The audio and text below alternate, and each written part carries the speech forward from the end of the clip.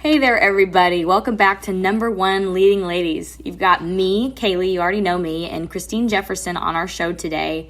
We're going to be talking a little bit about her, but before we start the show, as usual, I just want to welcome any new listeners who've never listened to an episode before and kind of give you the premise of what Number One Leading Ladies is about. We're about women only on this channel, but women and lifting each other up instead. So I'm going to go ahead and let Kristine introduce herself, talk about what she does, and because I couldn't do her justice. Go ahead. Kaylee, thanks for having me. I appreciate being on a guest. I'm Kristine Jefferson, partner with Mission Bay Capital Partners. I'm partnered with Daniel Whitford, and together we have about 1,300 doors and about $100 million in asset under management as owners, operators throughout the United States, Texas, Arizona, and the Mid-Atlantic, Georgia, and the Carolinas. Wow. So you guys kind of have a little bit of all over the place. A little bit all over the place. That's great, because then you can kind of monitor how everything's going. Where it works. Yeah. So we are going to do just a 25-minute to 30-minute interview for you. It's kind of like a real casual interview. And one of the first things I like to ask every guest is whenever it came to starting your business. A lot of people think that being a business owner or an entrepreneur is this glamorous, like, oh, you have your own free time and your own schedule, and you probably make a lot of money, and you don't have to work for the man, and all this stuff, but it's very different in reality. So can you kind of shed some light on some challenges that you came across starting your business, getting it up and running, and kind of how you overcame? Yes, sure. Well, I actually started as a stay-at-home mom for a long time, years, 7-10 years, I don't remember, but it was a long time. And I loved every minute of it. And I knew that when I went back to work, I wanted to work for myself. I didn't want to be employed by anybody else, and I wanted to set my own hours and all that. And I got involved in real estate investing, and I started in single family fix and flips. So I did set my own schedule, and I didn't work necessarily full time at the time. I was still there to pick my kids up from school and kind of have a looser schedule during the summer. And I worked by myself I did all the things you can do with single family investing, from options to buy and hold to fix and flip, you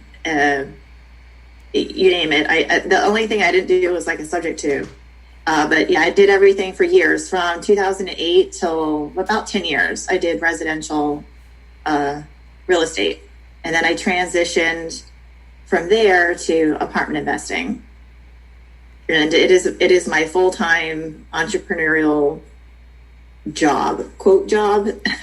A matter of fact, you hear a lot of people in the times that we're in currently right now, hopefully it won't be the same when this airs.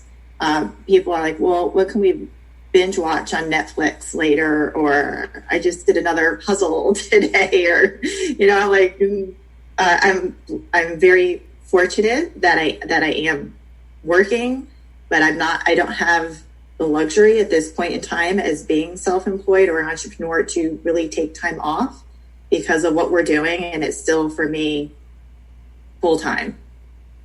It's almost like the summer, because I have 2 kids and they're home now. They're not in school. But yeah, it's still nose to the grind here for me. Yeah. So what would you say were some of like the bigger challenges when it came to, because I've kind of done the same thing where you're transitioning constantly between single family, and then you said all those other things that you learned about lease options, and those are completely different. I don't know if you ever did notes but just the creative financing stuff, and then going from that to multifamily. What were the challenges that you kind of went through transitioning, and how did you overcome those? Mm-hmm. There were a lot of challenges because multifamily is so vastly different than residential real estate. And I want to start by saying you do not have to think small starting this. You don't have to think 2-3 unit or 1 unit even to get started in real estate. I could have gotten started in apartment investing and have bypassed all that. It just wasn't on my radar at the time. However, you can jump right into apartment investing. And you will still have the same challenges, most likely, that I had going into it. It's the learning curve, the education, the background. So the challenge is you're learning something else.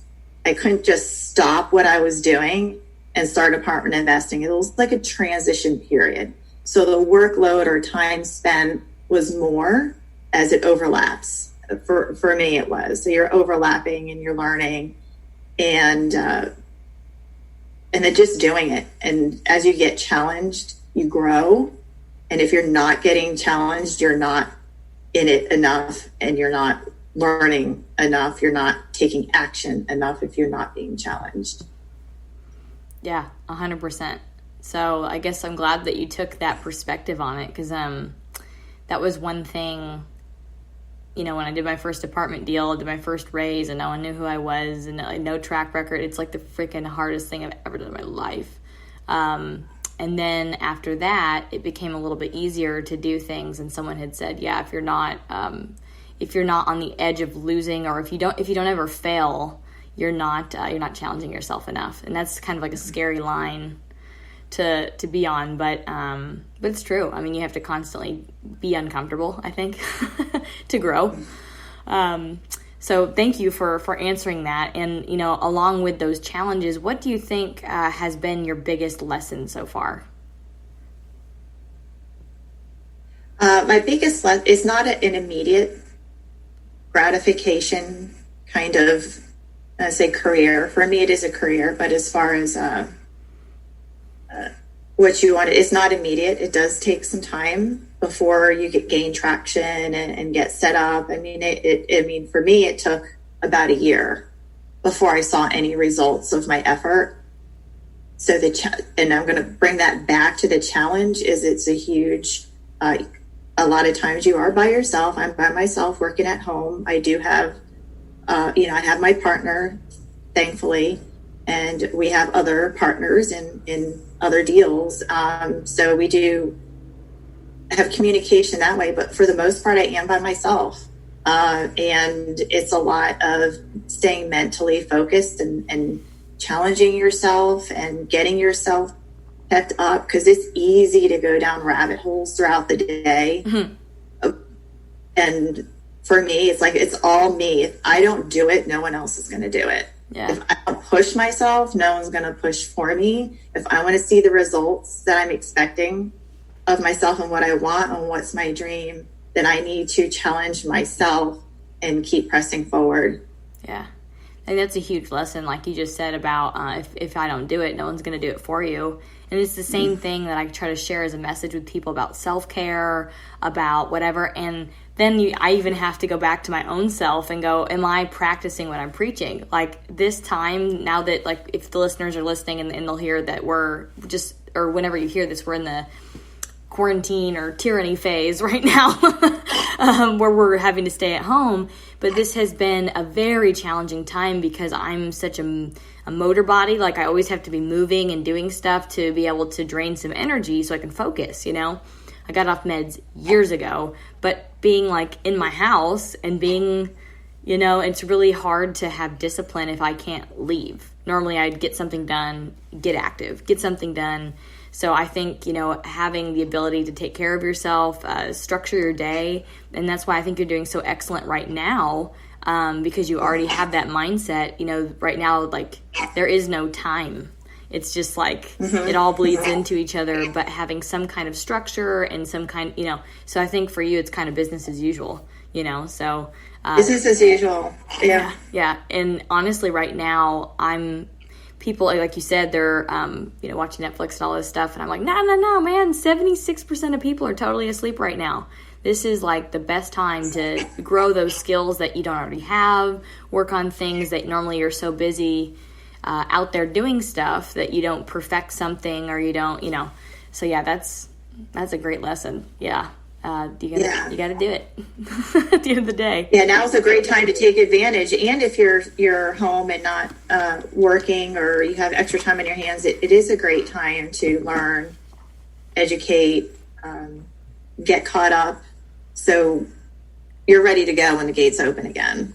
and you're going to be there at the starting line, or even before, Yeah, or even before, right? You have your sneakers laced up and you're ready to go. Yeah. Because I see it happening. I see it picking up. Yeah, you do. In what ways?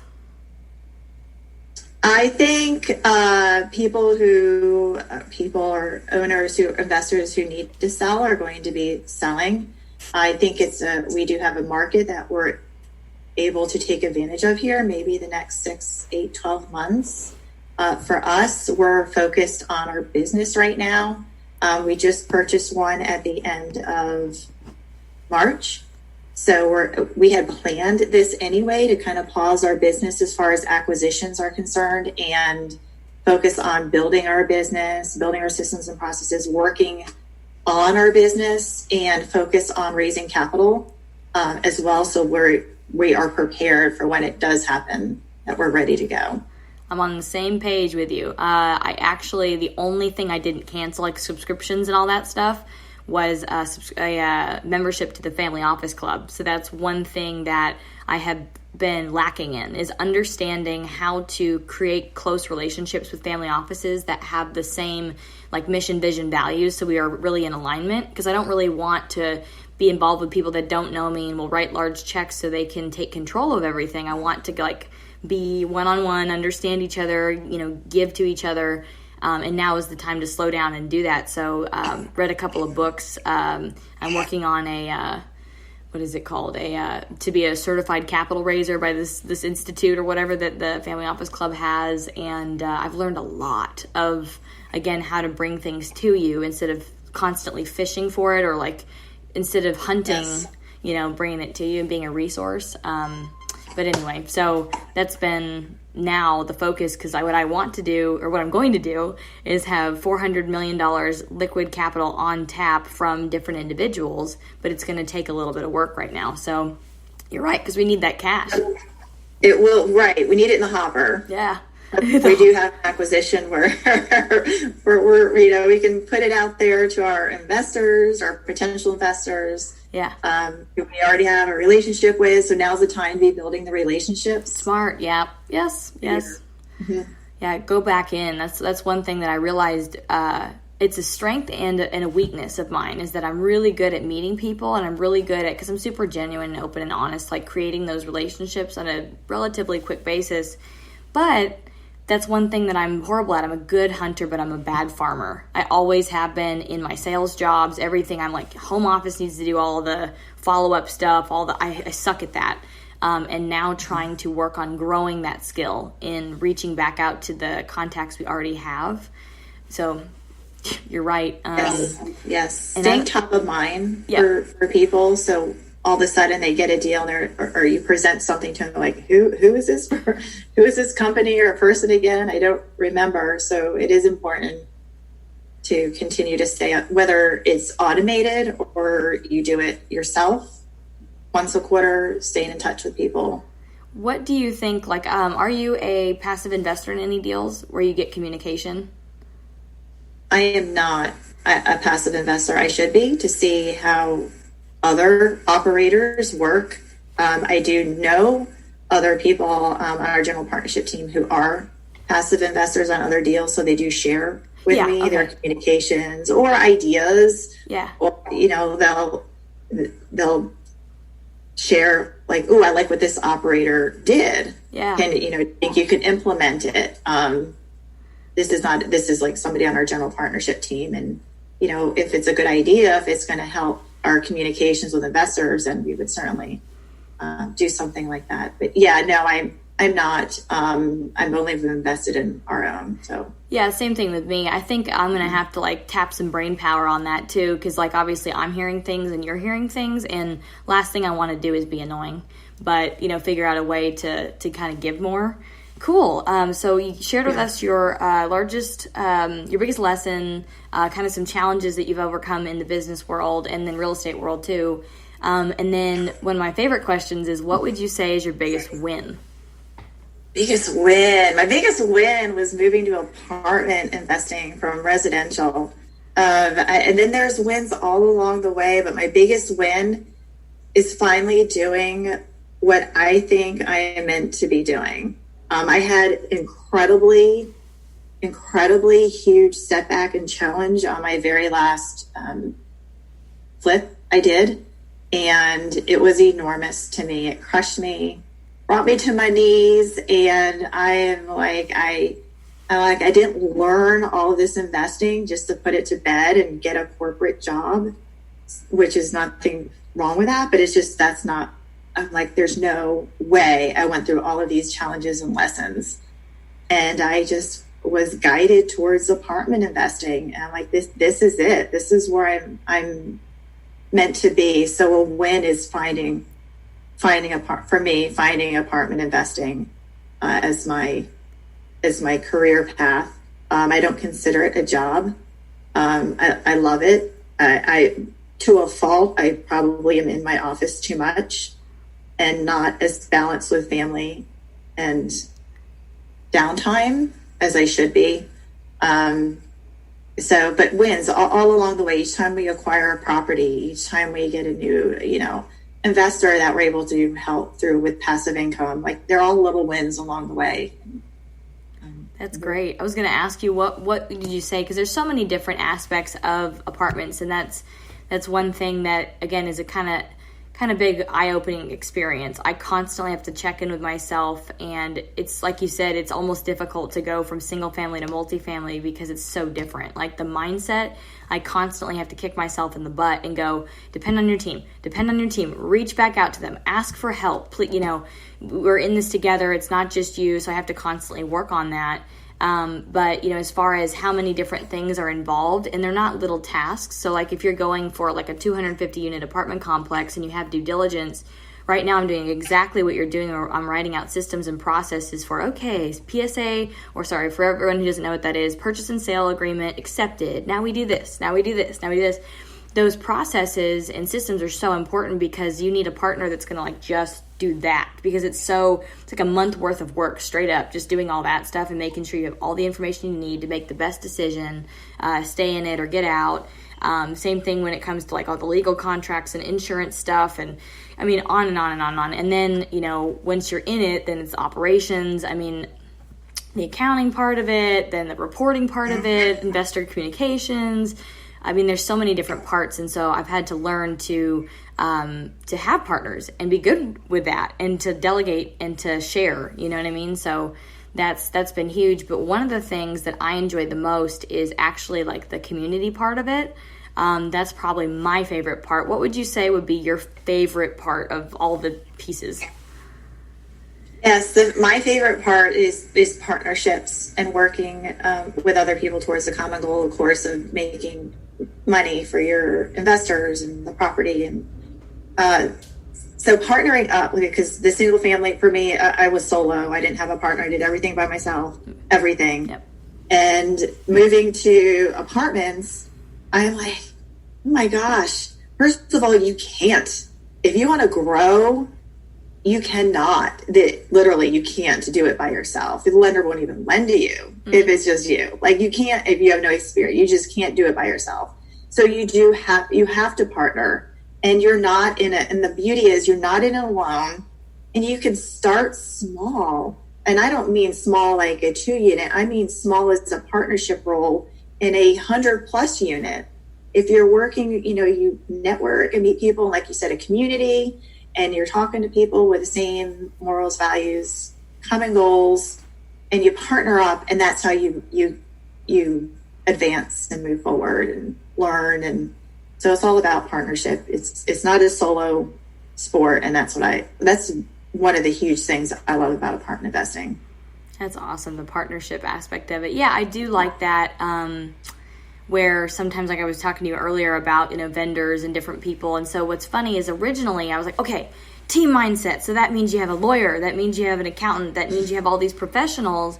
And then it's me. And it's like, no. That's not the team. The team is like us internally. And so every time there is like something going wrong, going right, whatever, like that's where I go first. Kind of like, I had to start thinking about it like being a warrior, kind of, so like if I'm seeing the movie 300, You know how like they put themselves together behind their shield and then they move together in unison, and before they make their moves, obviously they decide together. So I always think of that as like, okay, before I even communicate with this problem in person and all this stuff, I'm going to go back to the team and go, all right, here's what's going on. Now what do we do? You know, so I didn't know what I was genetically until like last year, and there's a lot of Italian in me and there's a lot of Croatian, but the Italian part's funny because it's like that explains like my passion and why, like, you know, if I really care about someone, I will like fight to the death for them, you know. So I agree with you that's key is